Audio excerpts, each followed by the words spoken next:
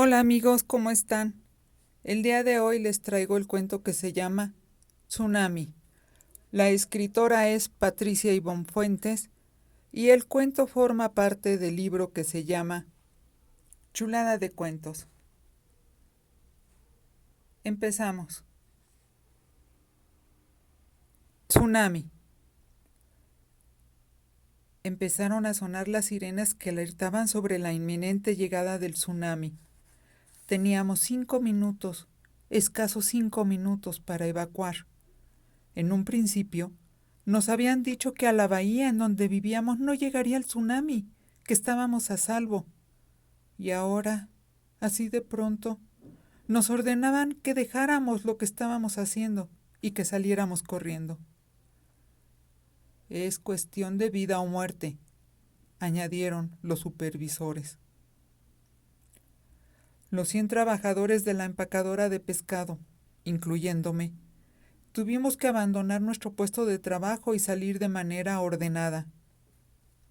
Antes de transponer la enorme puerta hacia el helado exterior, fui consciente de que la banda transportadora por donde discurrían los pescados y los mariscos había quedado prendida, y ahora todo el producto pesquero caía hacia el suelo, y ahí empezaba a amontonarse.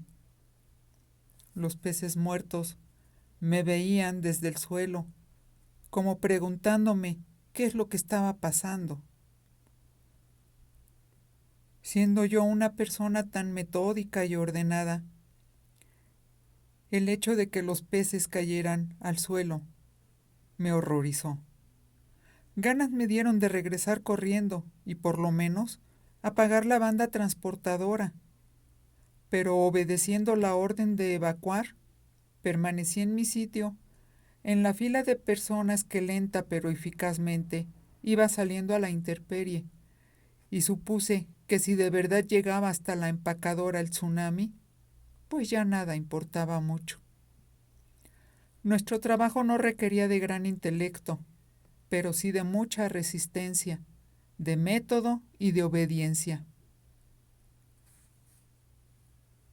Muy temprano, antes de clarear el día, los pescadores locales llegaban con sus redes llenas de toda clase de productos del mar, y nuestro trabajo consistía en recibir aquella pesca, pesarla y entregarles un vale, para que luego en el departamento de contabilidad les hicieran los pagos correspondientes.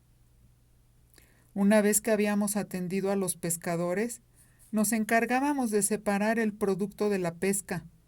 Ya lo habíamos pesado y teníamos ahora que clasificarlo según su especie, lavarlo, en caso de que tuviera tripas, quitárselas, y después colocar todos los peces y mariscos en la banda transportadora que los llevaba hacia las manos expertas de las mujeres y de los hombres que los acomodábamos en cajas para su congelación y posterior distribución.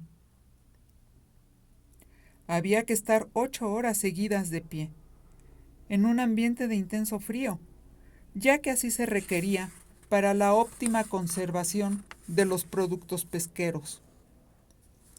Muchos, perdonen ustedes la indiscreción, usábamos pañales desechables para adultos, ya que ni siquiera para ir al baño podíamos salirnos de nuestro sitio, o toda la cadena de producción se interrumpía, y eso era algo inconcebible. Y el llenado de las cajas también requería de una experiencia a prueba de todo, porque si no se era un experto en calcular los tamaños y las maneras de acomodar dentro de las cajas de cartón aulado todos aquellos peces y mariscos, entonces simplemente significaba que no eras apto para el trabajo, porque no había un segundo intento. Tenía que quedar la caja llena al tope, pero a la vez estéticamente presentable, y todo eso casi al instante. Pero ahora, la premonición de que mi trabajo había llegado a su fin se hacía presente de manera contundente.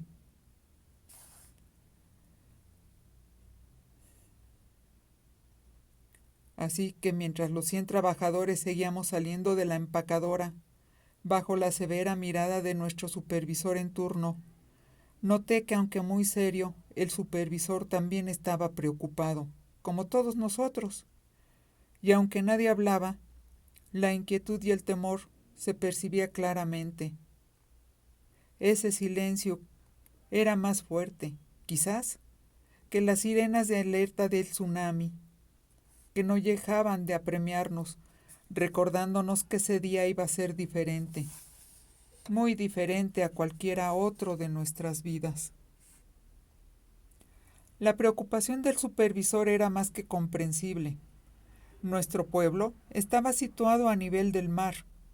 Algunas pocas edificaciones lejanas, como la escuela primaria y el hospital, estaban asentadas sobre una ladera a unos 20 metros de altura sobre el nivel del mar.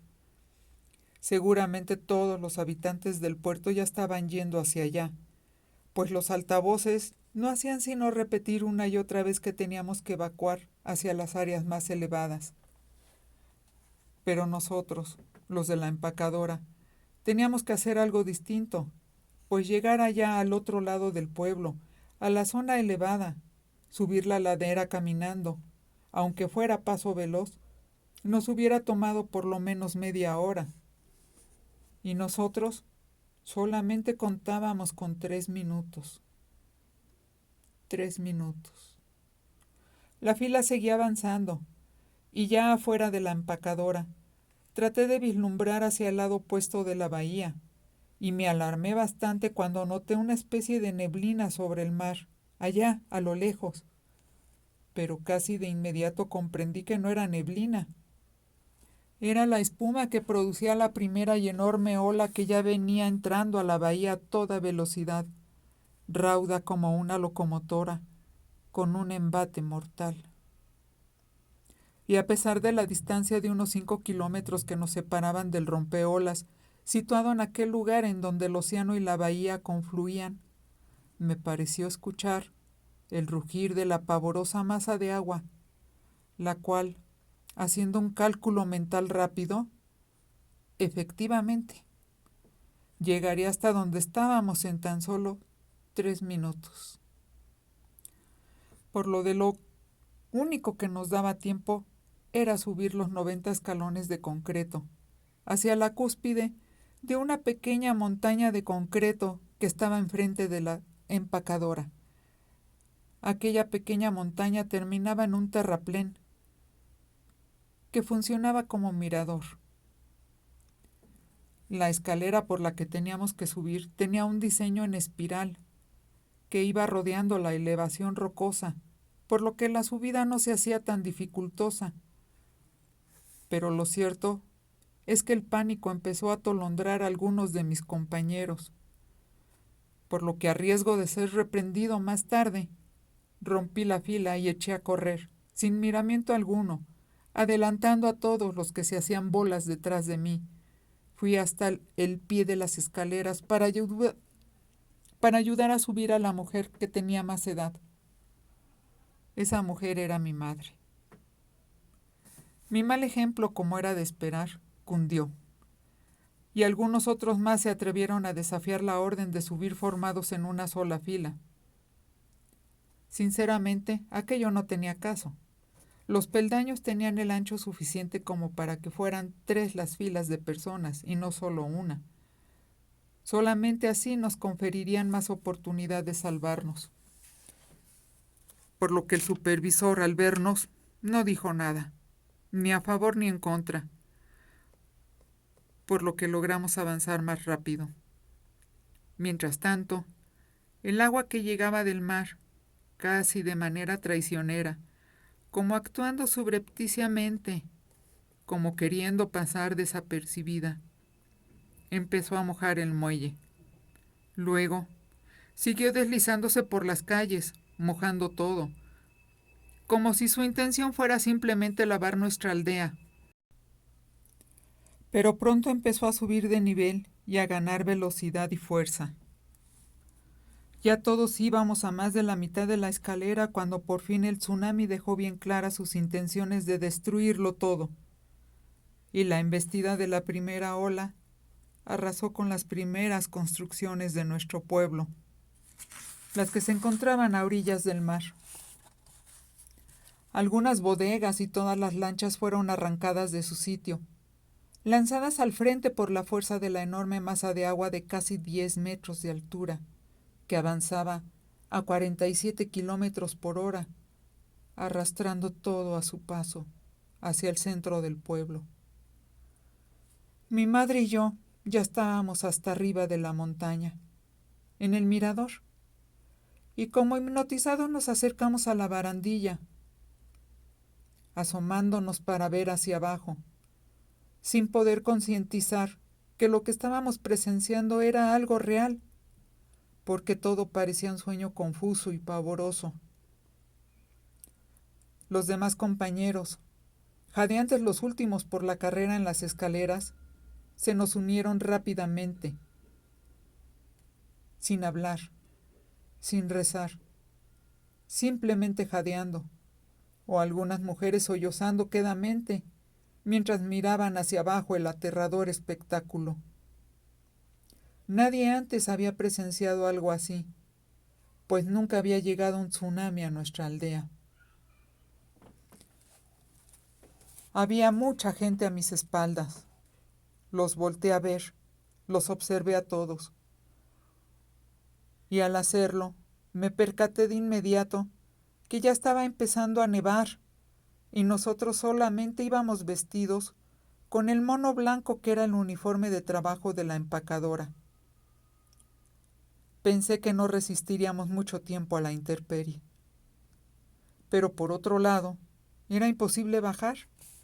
El embate del agua ya arrastraba casas, las había arrancado de cuajo, y mientras flotaban en su vertiginosa carrera sobre las turbulentas aguas, iban chocando con todo, destruyendo y destruyéndose al mismo tiempo.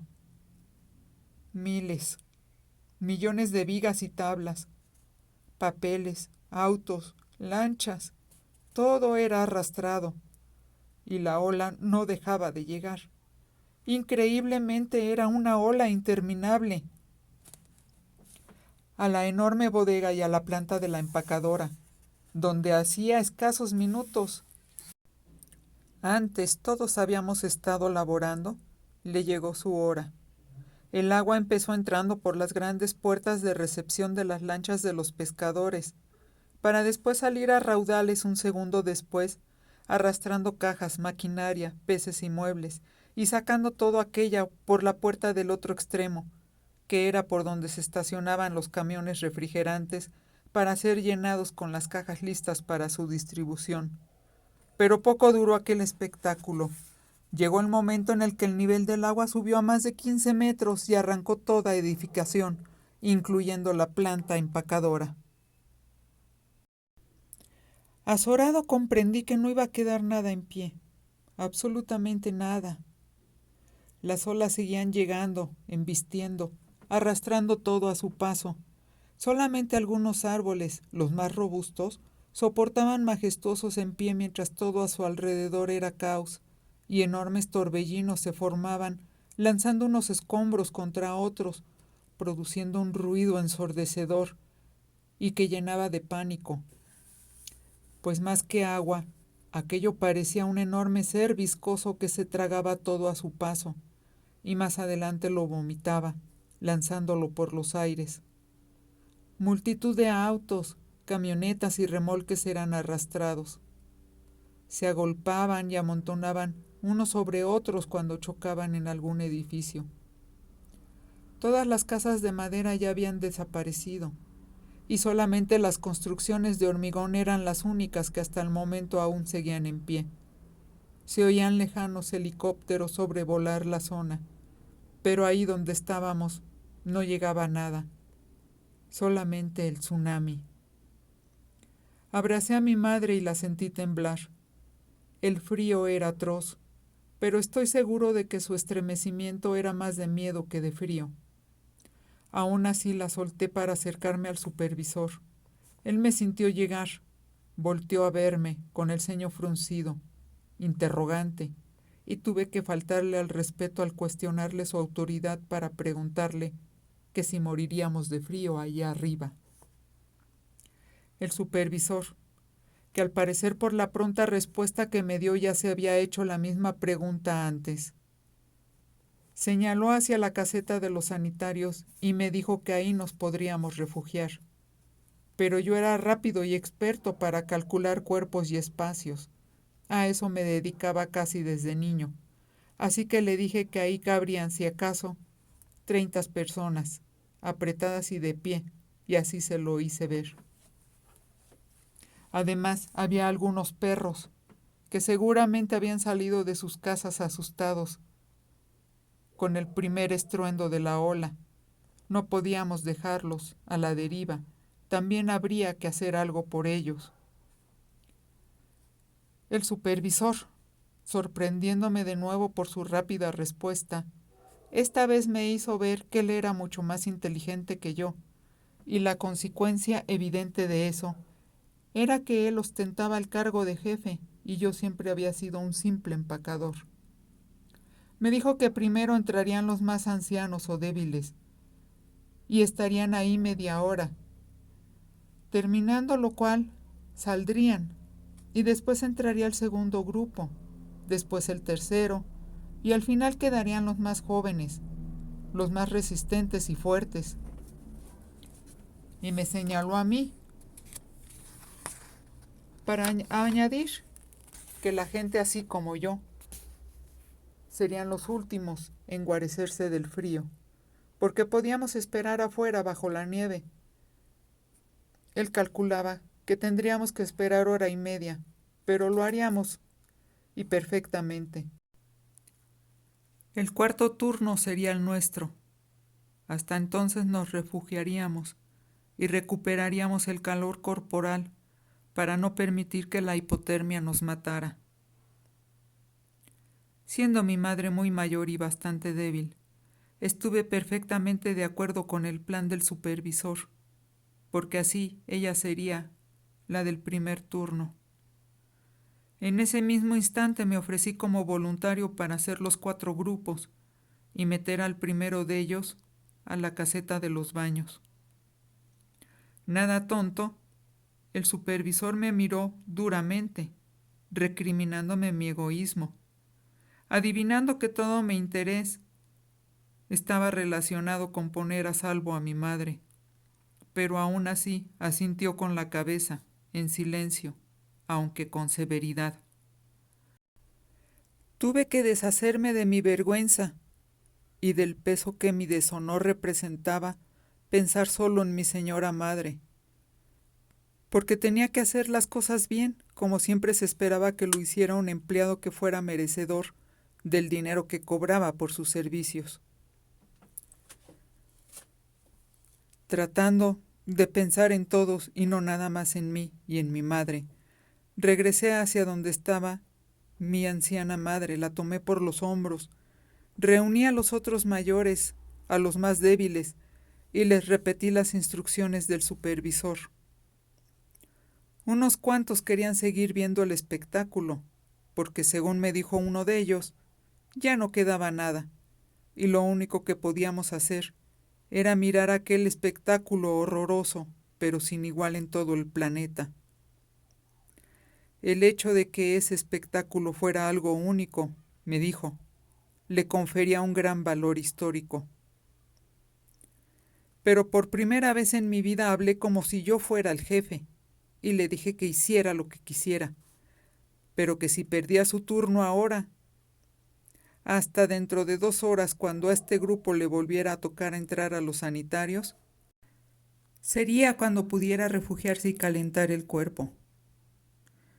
Así que no lo pensó 2 veces y entró con todos los demás ancianos del primer grupo a los sanitarios. Mi madre estaba ahí adentro, entre todos aquellos afortunados que dejaban de tiritar de frío. No sabía cuánto tiempo podrían estar ahí, pero le sonreí, y ella me miró con profundo amor. Un vuelco en el estómago y un dolor desgarrador en mi corazón me hicieron comprender que en silencio se estaba despidiendo de mí. Ella, vieja y sabia, no se dejaba engañar por nadie, ni siquiera por la...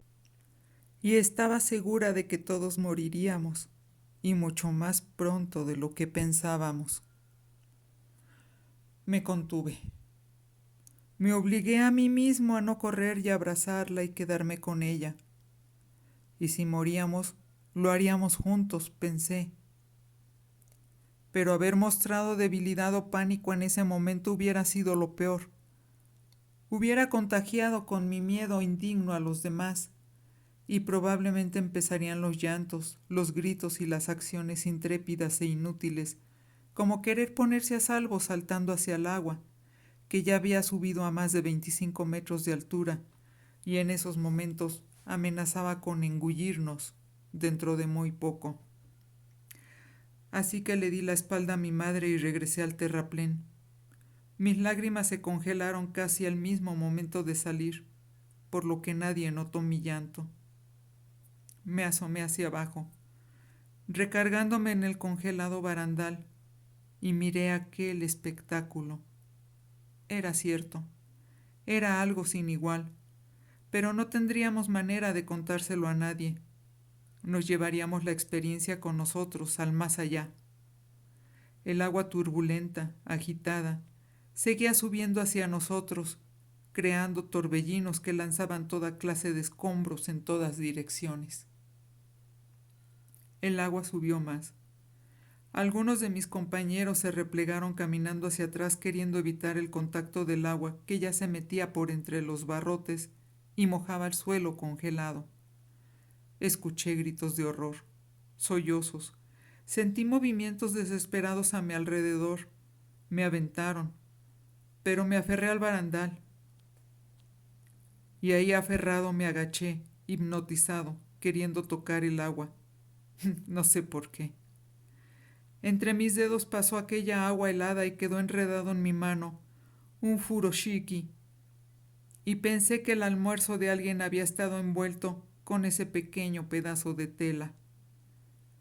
Ahora, ese hermoso furoshiki llegaba a mí, quizás como un último regalo inesperado, el último que me mandaba la vida. Me erguí, pues hay que tener honor y morir de pie. Sentí la mirada de alguien, así que giré mi cabeza y me encontré con los ojos del supervisor, que a unos 2 metros de distancia me miraba y me hizo una reverente inclinación con la cabeza. Él también se está despidiendo, pensé, así que contesté el saludo y exprimí tontamente el furoshiki, esperando, solamente esperando.